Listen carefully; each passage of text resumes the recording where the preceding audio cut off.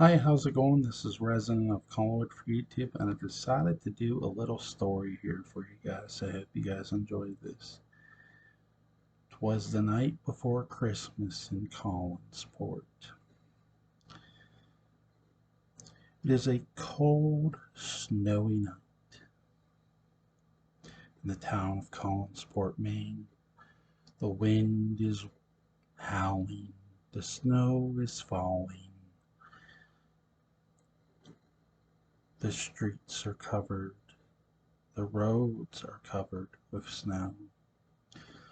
But while the coldness outside blows around, inside the Collinsport Inn, we meet Jeffrey Bonds and his young friends who are visiting the town of Collinsport, waiting for the snowplow to go through.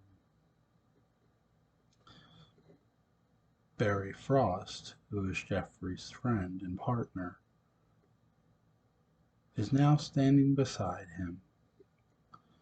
So what time do you think we'll make Collinwood? Jeffrey stares out into the snow-covered streets of Collinsport, Maine. He sighs. I don't know. Hopefully by tonight. I'd like to get up there.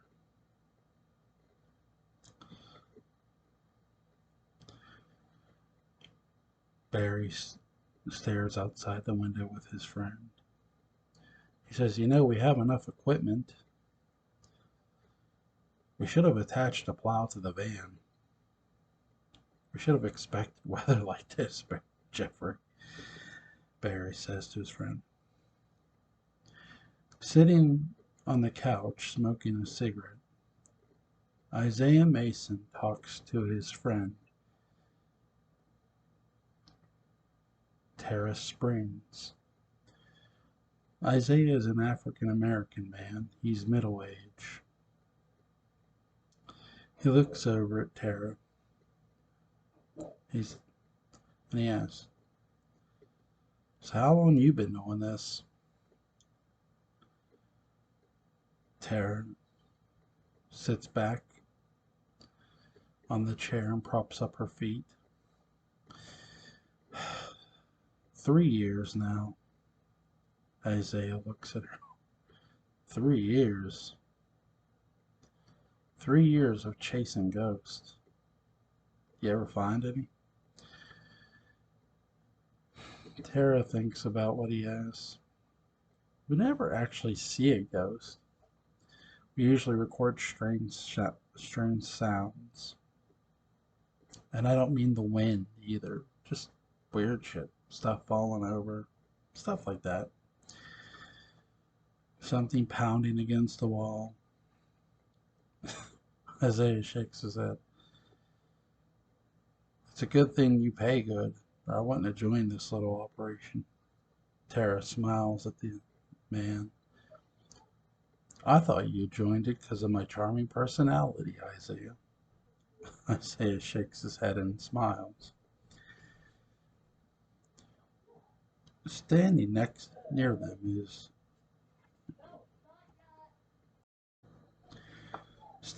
them are twin brother and sister Susan Martin and Doug Martin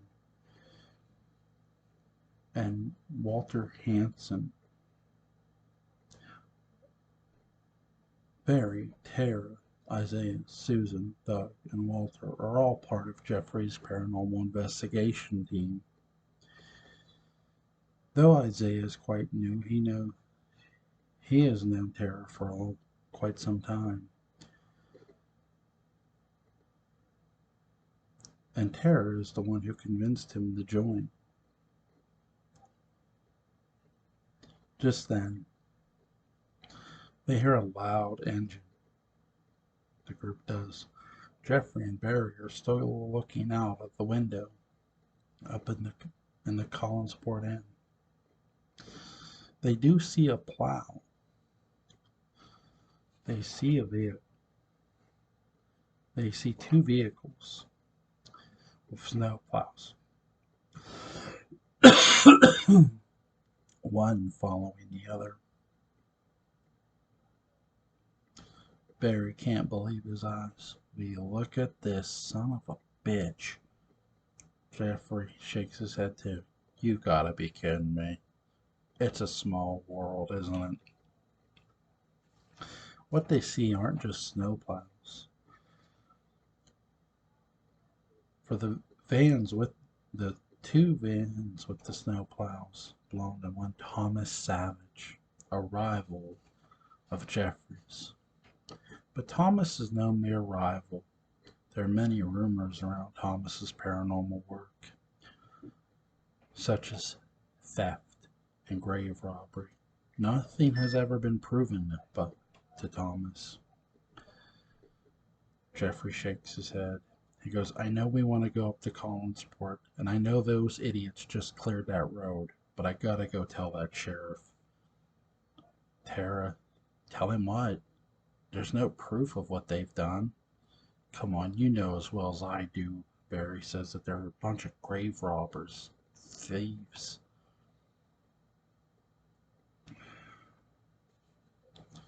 Barry, Barry looks. They must have heard about the legend of the Collinsport jewels. The Collins family jewels, that is. Susan, you mean how some of the family members were buried with them? Walter shakes his head. That's the one. What gets me is how they hear about it. You think they heard about it the same way we did? Jeffrey and Barry look at each other. Isaiah stares at the two men. Isaiah goes, you gotta come to terms with your competition.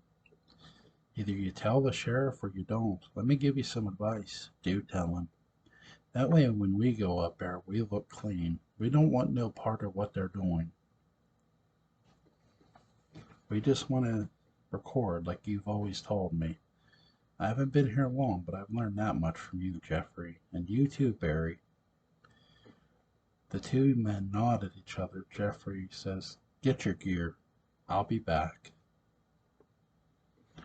Jeffrey walks out of the room. As his group is getting the gear ready to go down into the van, Jeffrey is outside. He walks across the street to the sheriff's office. He goes in to meet Sheriff Nathan Hearns. Hearns is a young sheriff. He's no older than 25. He's met Jeffrey earlier. He looks over at Jeffrey, who has entered his office. How can I help you, Mr. Bonds? Sheriff Nathan Hearns says. Jeffrey, Sheriff, I thought you might want to know that a rival of mine has arrived in town and cleared the roads. His name is Thomas Savage. Sheriff Nathan Hearns. I don't suppose you want me to arrest him for being your rival? Jeffrey, no.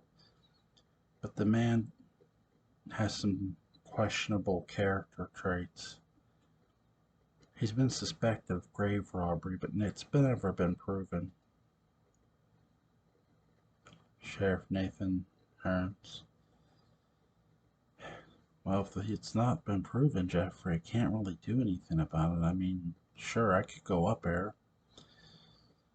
But if he's as bad as you say, I'm only one man. Listen, let me give you some sound advice. Just stay away from up there tonight. If those idiots go grave robbing up there, they go grave robbing up there. There's probably nothing to actually steal. This is just a small town after all. But Jeffrey shakes his head. How can you just let it go at that? This man's an asshole. Sheriff Nathan Hearns. It may very well be, Jeffrey. But I'm not about to risk my life over a legend. The family jewels are just that. They're a legend. No one knows if they're real or not. Sure, it's been spoken about by people in the town, But there's no Collins family anymore. I'm sure you know that. I'm sure you've done your research. They all died in 1795. That's a long time ago, Jeffrey. Jeffrey goes, "You may be able to let it go, Sheriff, but I won't." Sheriff Nathan Hearn shakes his head. "Don't say I didn't warn you, kid." Jeffrey leaves the sheriff's office. By the time he comes back, Barry and the rest of the crew are in their van. They make the drive up to Collinwood, the large, old Gothic mansion. They go up the windy hill, the road that is called Widow's Hill Road, properly named considering that's where it leads to the top of Widow's Hill, where many widows leapt to their death, including one Josette Collins. It's weird considering Tara and Susan are talking about the legend of Josette. You know, I'm really interested in researching to see if we can we've done all this research on Josette and the Collins family. Do you think if we go to what they call the old house, the original Collinwood, we'll see her ghost? Susan asked Tara. It's a possibility. I don't see why we don't start there. Jeffrey, listen. I think we should try to find Thomas's team. I know he has more people than us, but if they do what I think they're doing, we gotta stop them. This is wrong. I know we want to look around, but Walter, Jeffrey, I respect you, but why don't we just look around for our stuff? So what if those idiots grave rob? It's not like we're doing anything wrong. Doug, yeah, but stealing is stealing. I mean, even if the jewels are just a legend, I mean, they're disturbing the dead at least. Isn't that wrong enough? Barry, whatever Jeffrey decides, that's what we're going to do. If it's stop his team, if it's to stop Thomas's team, it's to stop Thomas's team.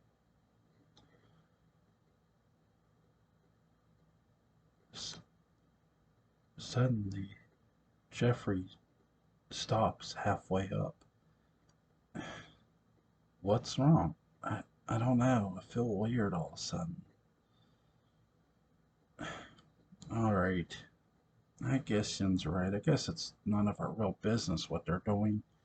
It just bothers me. Let's just leave them alone. They continue to drive up. Barry looks over at Jeffrey, almost to say what came over him. It's not like Jeffrey to change his mind on something like this. He's known Jeffrey ever since they were kids. Jeffrey has always done the noble thing, and he can't understand why Jeffrey has seemingly changed his mind. They've long suspected Thomas and his crew of grave robbery. This would be their one chance to stop them and maybe catch them in the act of doing it. But Barry didn't say anything. He just watches as Jeffrey continues to drive them up to Collinwood. Now on top Widow's Hill, they come to a large iron gate. A gate that is opened instead of closed. They don't see Thomas and his crew's two vans. Instead, they see lights coming on the other side of the grounds. At least Barry does. They don't look near at the other house at all. They're over by the goddamn cemetery. You sure you don't want to stop them? Jeffrey, let him go. It's like the sheriff said, the jewels could just be a legend anyway. And what are they really stealing? For all you know, they're finding nothing. Barry, all right.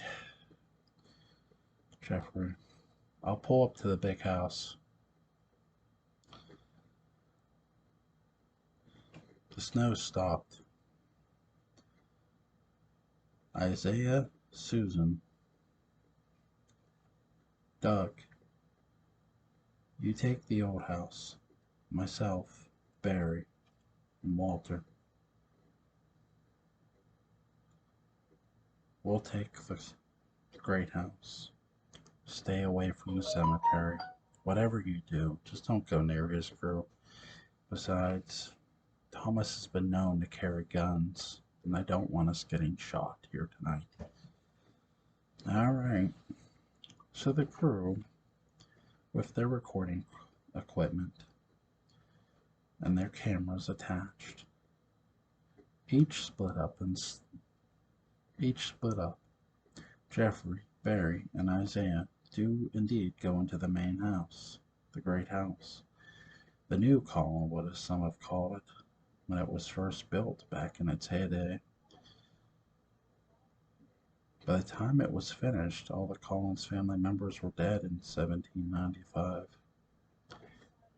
Meanwhile, Susan, Doug, and Walter, Susan Martin, Doug Martin, and Walter Hanson, while the other three, Susan Martin, Doug Martin, and Walter Hanson, Terra Springs, Susan Martin, Doug Martin, and Walter Hanson go to the old house. They actually take the van and drive the other way to the other road, the road to the left, the road that goes past the old cemetery, the cemetery known as Eagle Hill.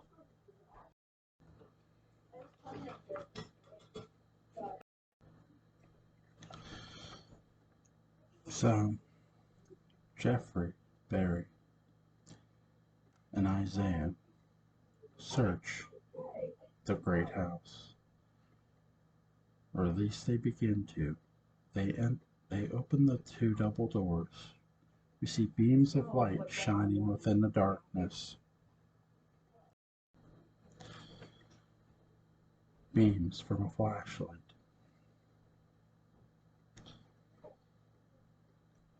Jeffrey. Fuck me, man. This place is huge. Shouldn't have split up.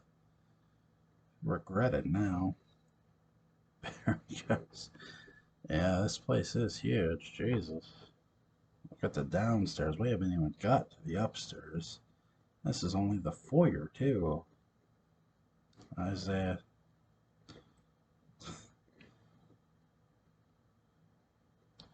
Look, man, look at the cobwebs. Man, you can tell no one's lived here for a long time. How long do you say?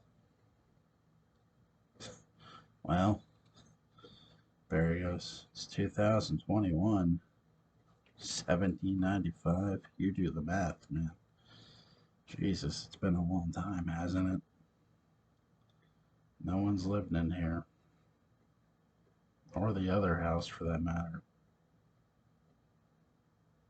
Jeffrey. What did they all die of again? Barry. Man, what was it Tara said? Say a smile, shakes it. Don't you two pay attention? You guys have worked here longer than I have. Jeffrey goes. He smiles. Oh, yeah, hot shot. Well, since you were paying attention, maybe you can remind us. I say,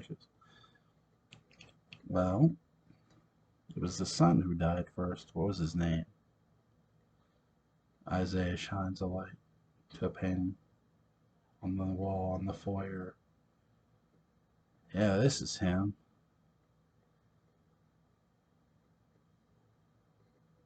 This is the guy Tara was talking about. I remember because he wore that fancy. She said he wore an onyx ring. said his name was Barnabas. Barnabas Collins.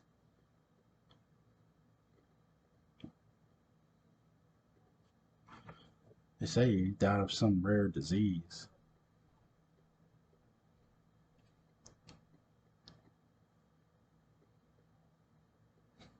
Jeffrey goes, didn't he have a sister? Yeah, she died of pneumonia.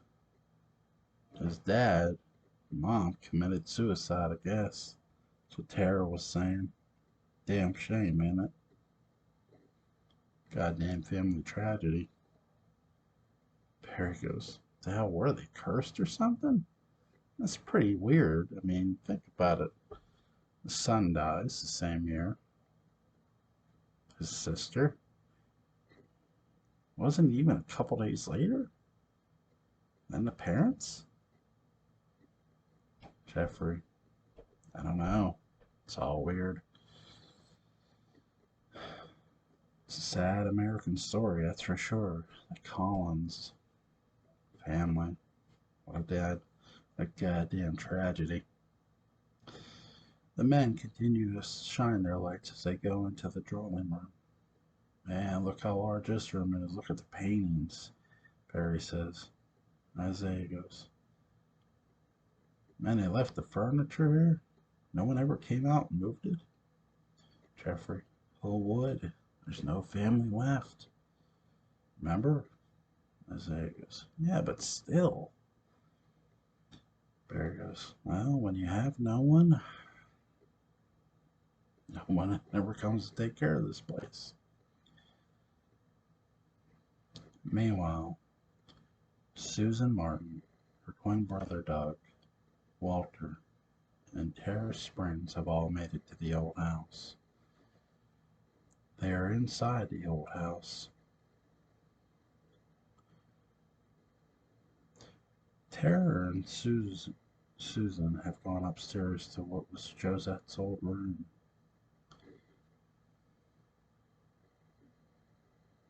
They went to search for what some called Josette's portrait, but it wasn't there.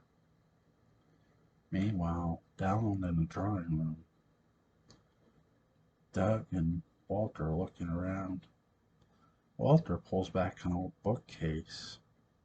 Hey, I found that secret passage we discovered on the old map of this house. It's amazing the state library even had that, huh? Walter says. Doug Martin. Not really.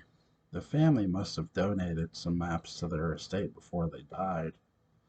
This house is older than the other one, so it is possible that they had this one and not the other one. That's probably why Jeffrey and Barry couldn't find it in the library. They'll probably have to do more work on that house than we will this one, that's for damn sure. Walter goes, that's a good thing, because I wouldn't want to get lost in one of these places. You'd get yourself so turned around it wouldn't even be funny. Doug shines his light up. His, his jaw opens, his eyes wide. Walter, what's wrong? Doug can't seem to speak. What the hell are you looking at? He shines his light up. Above the fireplace in the drawing room of the old house hangs a portrait of a woman in white.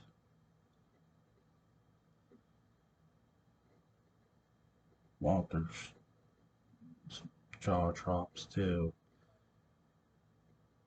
Walter, holy shit. Doug, you want to explain this to me? Doug shakes his head. I can't explain it to you. Maybe it's just a coincidence. Walter Hanson, it's one hell of a coincidence. Our Tara, our Tara, girl has been working for Jeffrey for years. Looks like that woman up there.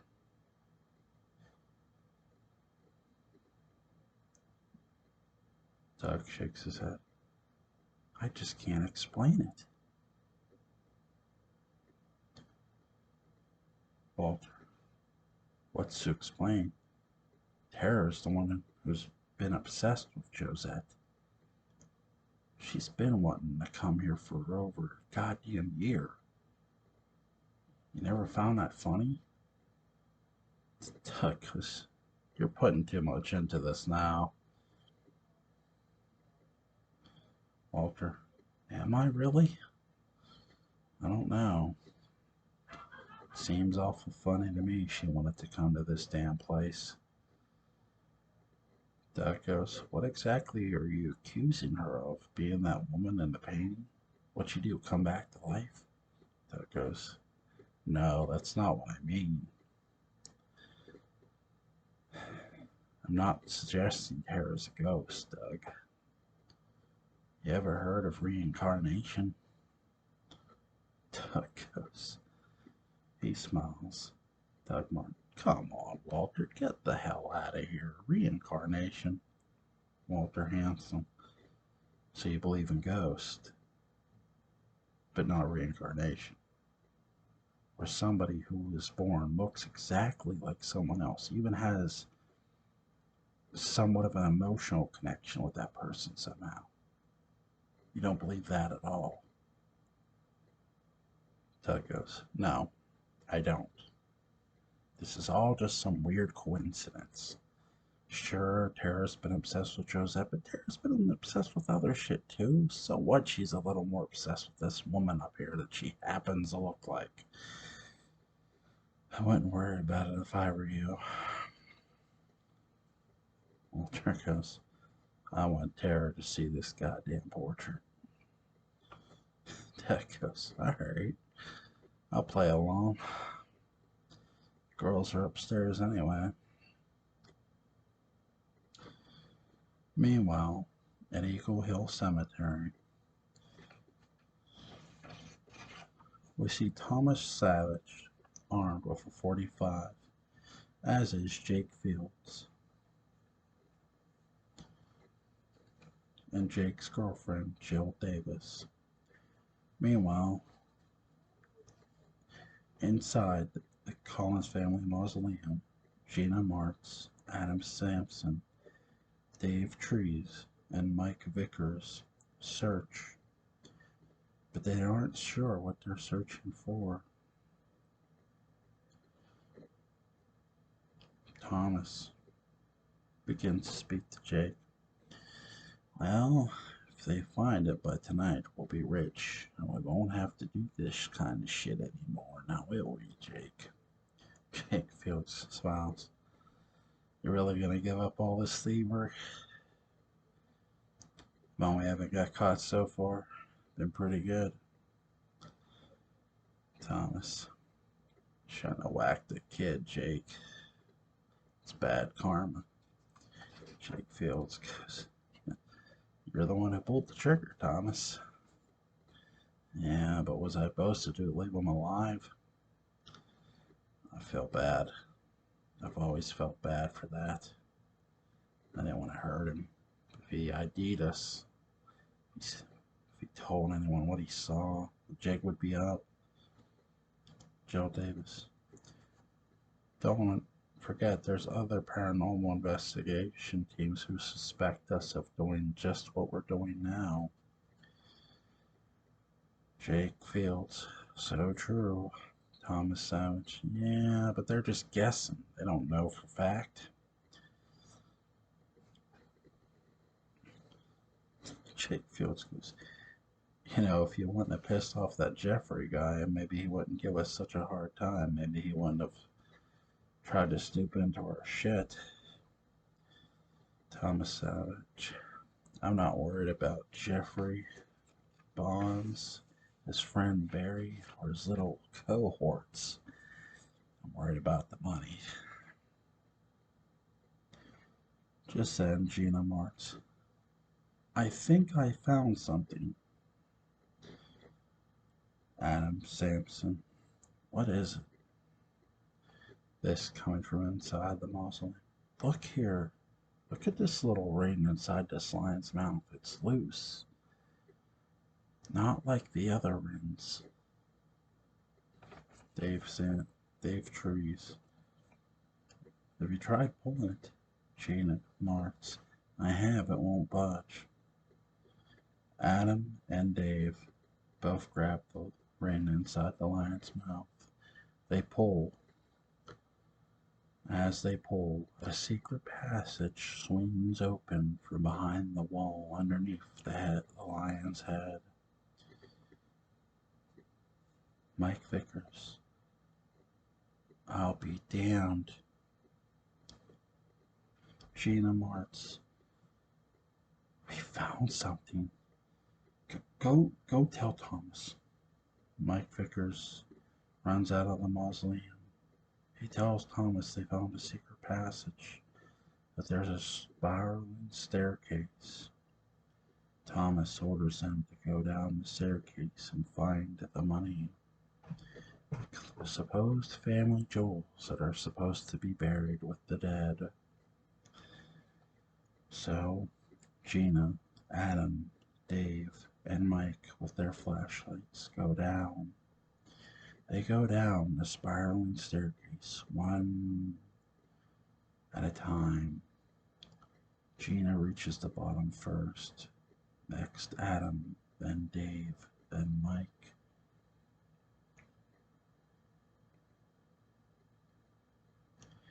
As Mike comes down to the floor, the stone wall goes shut. Mike shines his light up. Dave Trees, relax. It's just probably a fail safe. There's probably a switch in here we can get out. We'll have to find it. Gina goes, look at that. Adam and Dave and Mike shine their light. In the large room, there is only one thing, a chained coffin.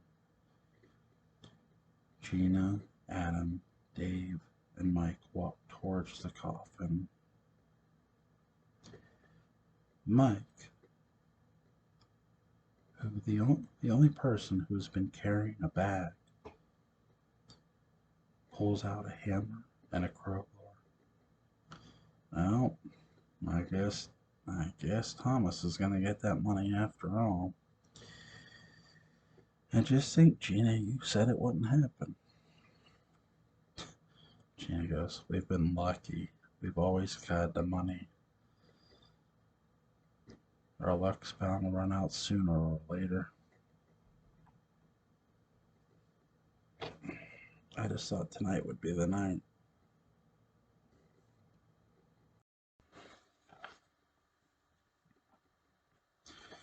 Mike begins to take the crowbar, the end of the crowbar, and hammer away at the chains. The chains are so old they break. No more than 2 taps. Dave goes, I'll be damned, we're gonna be rich. Adam Sampson. Yeah, finally we get to stop doing this shit, huh? So much for bad karma. Jake and Thomas, that's all they've been talking about.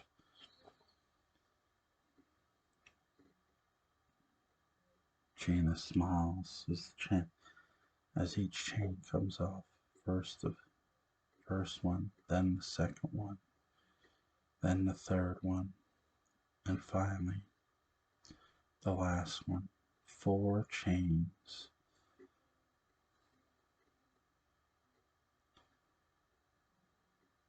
Adam steps toward the coffin. Mike Vickers, I got it, back up. He sets the hammer and crowbar down. He lifts the coffin lid. The coffin creaks.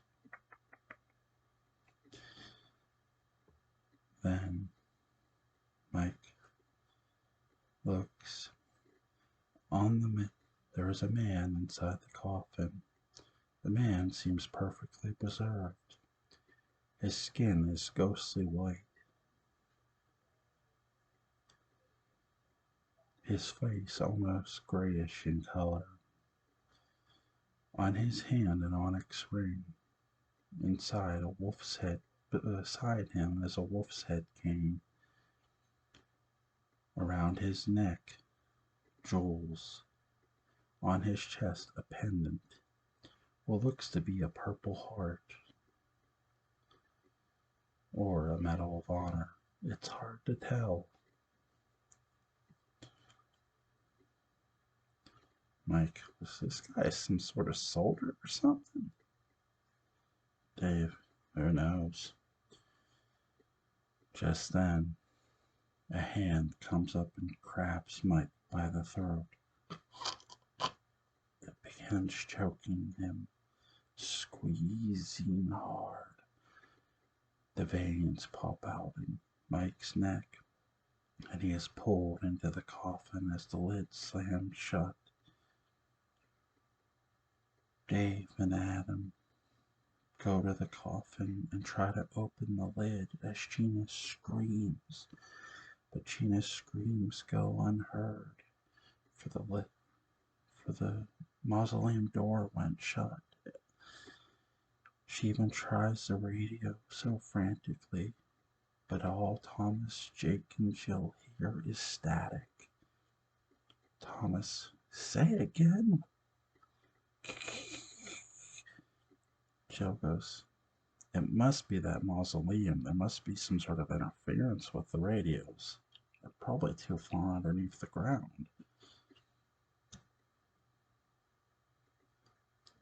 Jake goes, they might need some sort of help with the jewels if the hall's that big, but how do we'd have to pull the lion's mouth again. Jill, Jake, get in that mausoleum. Go down and see what the hell's going on. Jill and Jake begin to walk to the mausoleum. But by the time they do, Dave and Adam have the coffin back open. All that's in the coffin is a skeleton in normal and modern day looking clothes. But it isn't the man who was laying in the coffin. It is their friend, Mike Vickers. Dave, what the fuck happened to him? That's Mike. Adam goes, that's impossible. It can't be. She goes, I want to leave. I want to leave. Let's go. Just then, Dave feels something grabbing him, slams him against the wall, grabs him by the head, pulls his head to the side, and bites down. The blood begins to leave Dave's body. It is leaving Dave's body at such a rapid state his skin begins to go inward. His bones begin to show. Gina lets out a scream. I can't scream, guys. People are sleeping.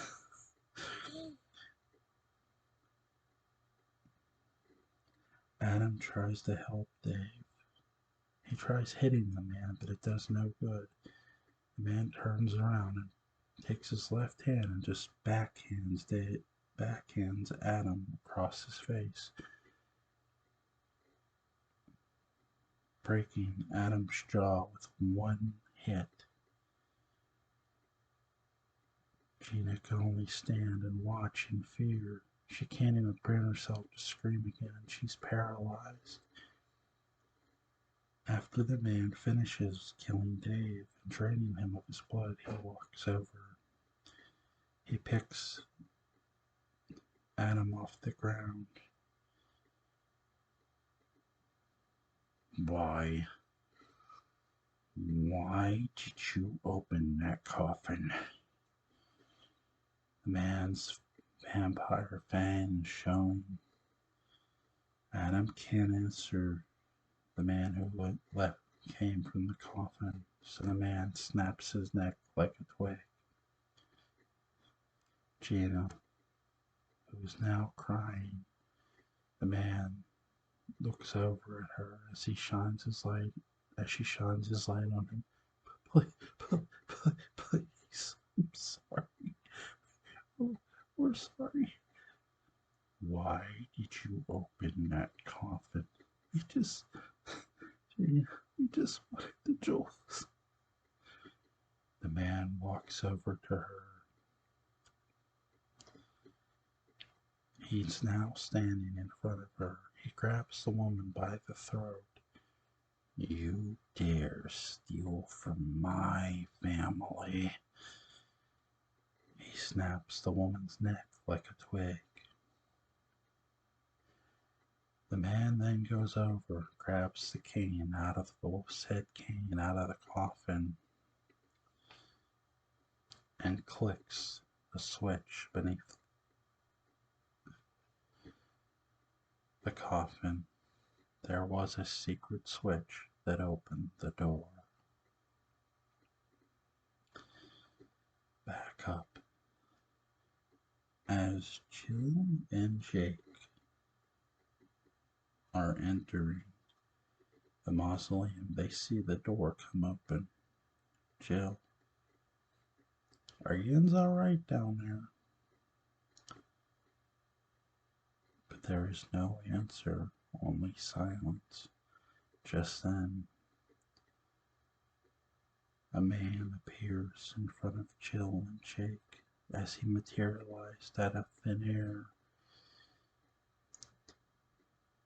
The man takes Jill by the head of the hair and slams her head against one of the concrete coffins.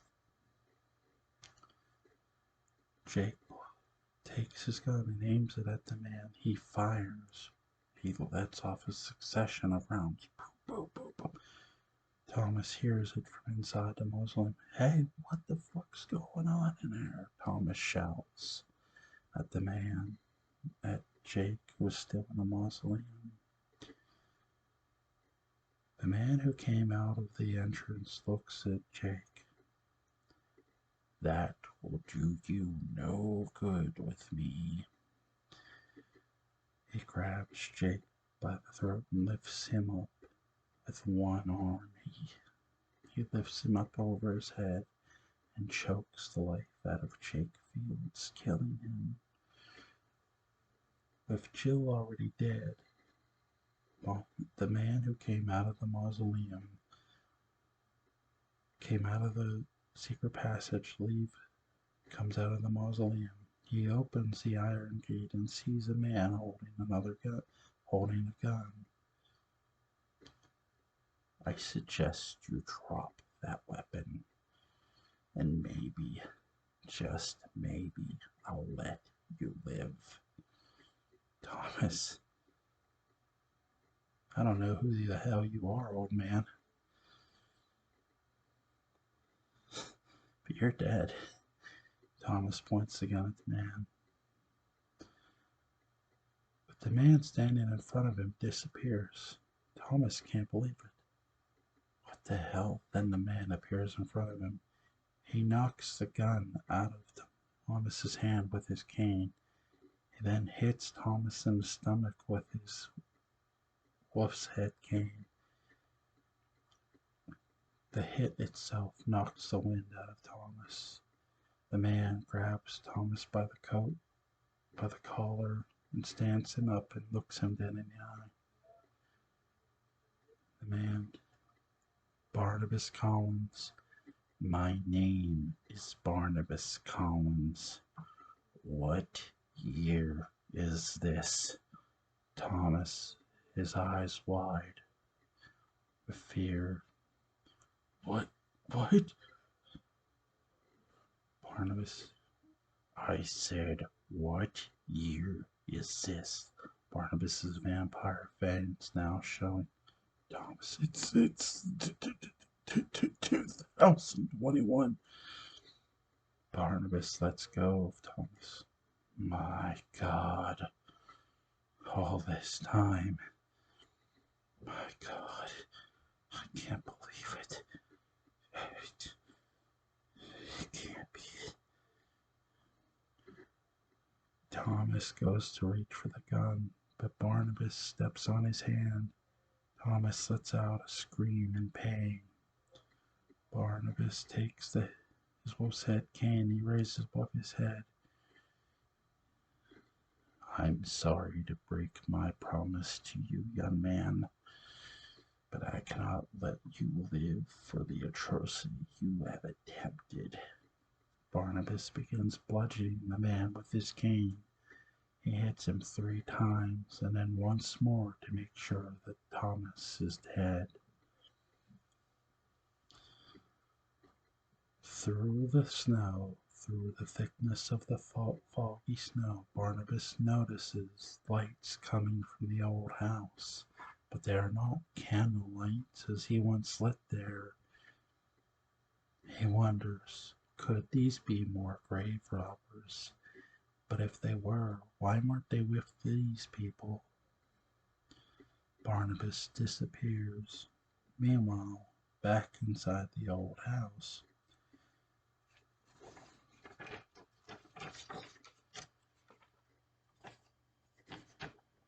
we see Tara Sprains looking up at the portrait of Josette. Tara, I, I can't explain this. Susan and Doug Martin. Well, what's to explain? Susan, Tara, you don't have to explain this. It's just coincidence. Walter Hanson, it's one hell of a coincidence. Susan and Doug look at Walter. Tara, I'm gonna go to the great house. I'm gonna talk to Jeffrey, Barry, and Isaiah and tell them what I found. What we found. Anybody want to come with me?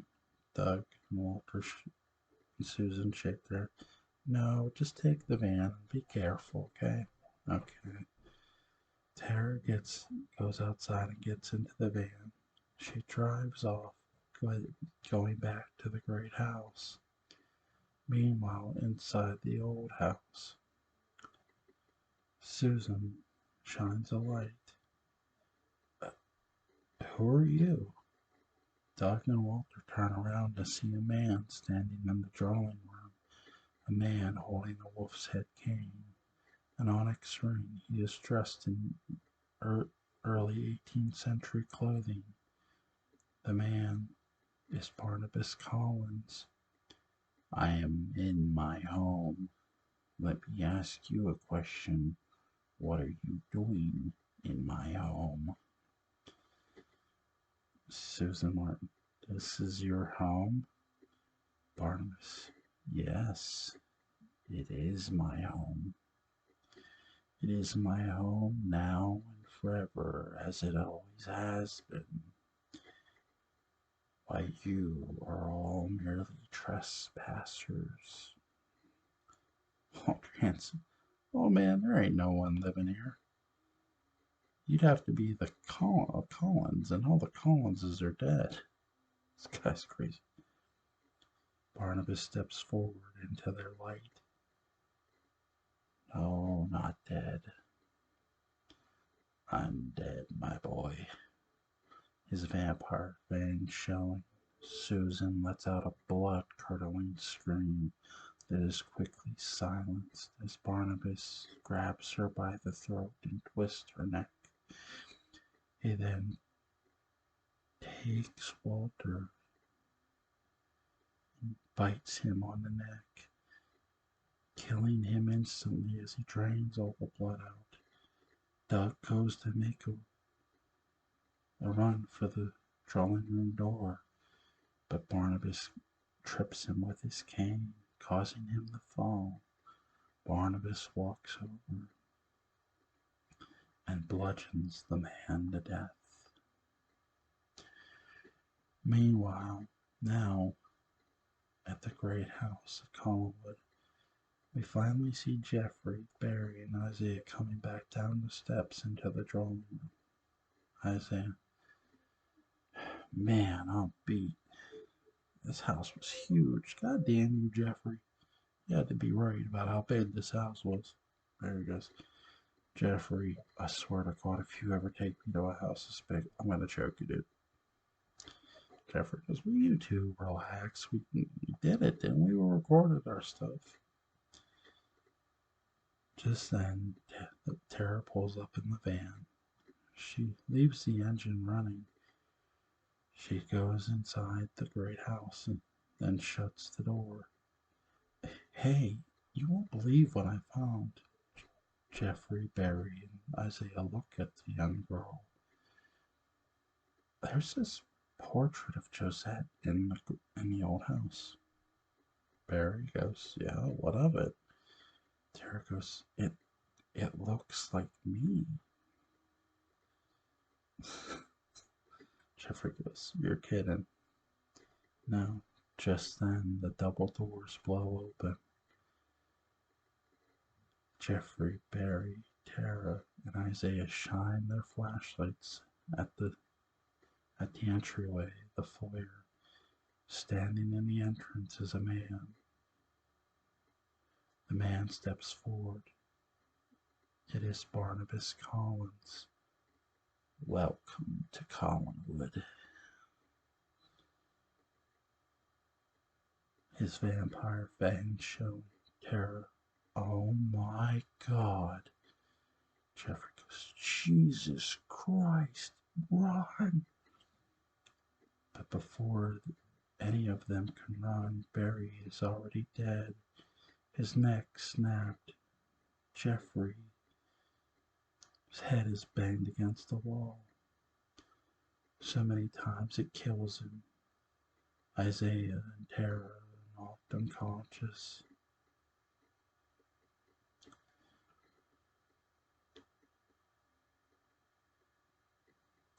Isaiah and Tara go on to Isaiah goes on to serve Barnabas to get whatever the things he needs. Barnabas claims to be the sole surviving heir of the Collins family. He even has Tara and Isaiah manufacture papers to prove it. And from then on, Barnabas Collins did indeed live. Alright, guys, I hope you guys enjoyed this little creepy story. I sort of changed some things. I once did a story like this years and years ago, and I wanted to tell it a little differently. First of all, I want to give many, many, many shout outs and thank yous. First of all, huge thank you to some great friends of mine. First of all, John Philip Bencourt, Mark Gilman, huge thank you. Shout out to you two gentlemen. You have always been a shining example of just inspiration and support. Huge thank you to Darnell Wakes. Again, just great support. And huge thank you to a good friend of mine, Daniel Culver. Another good, huge thank you. And I want to also acknowledge Mark, Daniel, and John have been guests on my channel. Also, huge thank you to Adfred Barnabas, who's been a guest on my channel. Also, huge thank you to Penny Danielle, aka Penny Dreadful, for being a guest on my channel. Huge thank you to Kara and Christine for being guest on my channel for this year. They're coming back next year, which is I'm excited about. Um, I also want to give a huge thank you and shout out to Butch Rosenbaum, and especially huge thank you and shout out to Patrick McRae. They'll be coming back next year too. I'm just really excited for Dark Shadows and the possibilities for it. I'm excited for this new series. I hope it gets picked up. Look, this this is most likely my final video for the year, but 2021 may be leaving. But like I said on Facebook, 2022, I'll be back and I'll see you guys in 2022. I also want to thank at Magical Rod. Huge thank you and shout out to him. Also, I want to thank at Dark Shadows Twitter. Huge thank you and shout out to him. Just you have all been so fantastic, and I want to thank you all for supporting my channel. Huge thank you to um, And I'm forgetting something, Glenn, something. I'm sorry if I don't fully remember everybody's name, but again, just a huge thank you and shout out. I also want to give a huge thank you and shout out to Justin Beam. I also want to give a huge thank you and shout out to Christian Hannah. I want to thank you all so much who support this channel and just support my writing, and just huge thank you to all of you. I hope you all have a Merry Christmas, a safe and Merry Christmas, and a very Happy New Year. And go watch some Dark Shadows. You guys have a great night. Bye.